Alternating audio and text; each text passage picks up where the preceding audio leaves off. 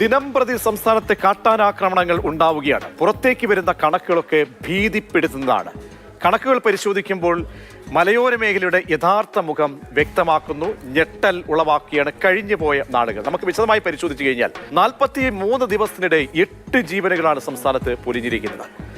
അതും കാട്ടാന ആക്രമണത്തിൽ മാത്രമാണെന്ന് ഓർക്കണം. ഒരാഴ്ചക്കിടെ മരിച്ചത് 4 പേരാണ്. 4 കുടുംബങ്ങളാണ് അനാഥമായിരിക്കുന്നത്. വയനാട്ടിലെ സ്ഥിതി അതിഗുരുതരമാണ്. അങ്ങേയറ്റം ഗുരുതരമെന്ന് പറയേണ്ടി വരും. വയനാട്ടിൽ മാത്രമുള്ള കണക്കുകൾ പരിശോധിച്ചു കഴിഞ്ഞാൽ 8/1/2025 വിഷ്ണു പുൽപ്പള്ളി കാട്ടാനാക്രമണത്തിൽ കൊല്ലപ്പെടുന്നുണ്ട്. മാനു നൂൽപ്പുഴയിലെ വ്യക്തി 10/2/2025 ഏറ്റവും ഒടുവിൽ ബാലൻ അട്ടമലയിൽ കാട്ടാനാക്രമണത്തിന് ഇരയായി കൊല്ലപ്പെടുന്നു. ഇതാണ് ഏറ്റവും ഒടുവിലെ കണക്ക്.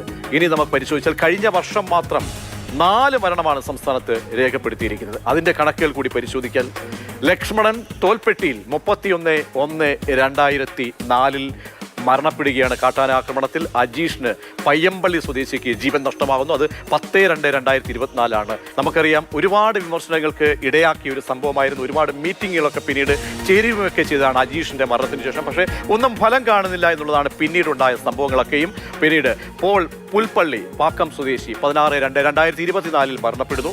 രാജു സുൽത്താൻ ബത്തേരി 16/7/2024 ആനയുടെ ആക്രമണം മൂലം കൊല്ലപ്പെടുന്ന ഒരു സാഹചര്യത്തിലേക്ക് പോകുന്നു. അപ്പോൾ ഈ കണക്കുകളെല്ലാം സൂചിപ്പിക്കുന്നത് ഒരു തരത്തിലുള്ള പ്രതിരോധങ്ങളും ഫലം കാണുന്നില്ല എന്നുള്ളത്.